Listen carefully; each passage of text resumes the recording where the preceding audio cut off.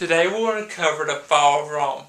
In today's lesson we'll uncover the four main reasons why Rome fell, and we're also going to discuss the series of events that led to the decline of the Roman Empire. Let's begin today's lesson with the four reasons why Rome fell. They are political, social, economic, and military. Political is poor leaders weakened the government. Bribery impacted it. Bribery is when you take gifts or take goods to impact your decision. Also, fights for power began to happen. The talented ones that needed to run for government chose not to because they were scared that government life would impact their personal life. Another reason why Rome fell was due to social impacts. Taxes began to be too high. The rich stopped paying for the taxes. People stopped attending school. And the plague, not the most famous plague, but an earlier plague, killed 1 out of 10 people. Also, famine began to happen. What is famine? Famine is when you do not have enough food for all the people in your society. So famine began to happen as well. Economic. Farmers lost their land. Coins began to lose value as well. And bartering grew. Now what is bartering? Bartering is when you trade one good for another good, and there's no cash being exchanged. It is one good for another good. Let's say a car for a house. Just say a boat for a car, and you trade it. There's no money being exchanged. That is bartering. You could take a potato for a piece of corn. Bartering. Okay, there's no money being exchanged. Military. Only in it for the money. These people are called mercenaries. People that the Roman government paid, or the Roman army paid from other countries to fight in their wars. These are called mercenaries. No money to pay military. As a result, weak military and invaders begin to happen. Invaders, that's what we're going to spend some time on here in the next few minutes. So, now we're going to talk about the series of events that really led to the fall of Rome. In 284 AD, or after death, or CE, or Common Era, Diocletian became emperor. The empire was on a decline already. He felt the only way to save it was to split it in half.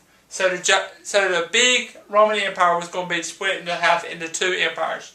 The Western Empire, which was made up of Europe, Northern Africa, and the city of Rome, and the Eastern Empire, which was Turkey, Asia, and the Byzantine city. Diocletian came up with the idea of having one emperor per each empire. And the person who ruled the Western Empire would be called Senior. Constantine takes over after Diocletian retires. In 312 AD, Constantine reunites the two empires into one. He eventually moves the capital city from Rome, where it had always been, to a place called Byzantium. Now, all those events lead to the end of Rome. Constantine ends up dying in about 337 AD. So, about 25 years after he reunited the empire into one, he dies. He is replaced by Theodosius. Again, Theodosius splits Rome into two. The western capital is in Rome. The eastern capital is in Constantinople. Guess who Constantinople is named after? See his name? Constantine, Constantinople. They're the same. Over a span of 100 years, the Western Empire ends up falling. Mostly due to Germanic tribes, which we'll talk about more in the Dark Ages and the Middle Ages.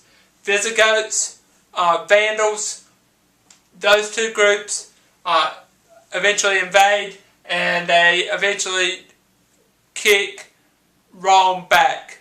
Okay, in about 476 CE or AD, after death, Common Era is the official date that people have come up with for the Western Empire collapsing.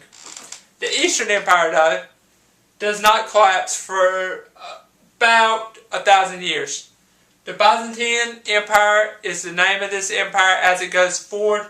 It stays the Byzantine Empire for about 1,000 years, and it stays the Eastern Empire for about 1,000 years. So about 1500-ish is about when the Eastern Empire begins to change. So not till you get later on in history do you see it begin to change.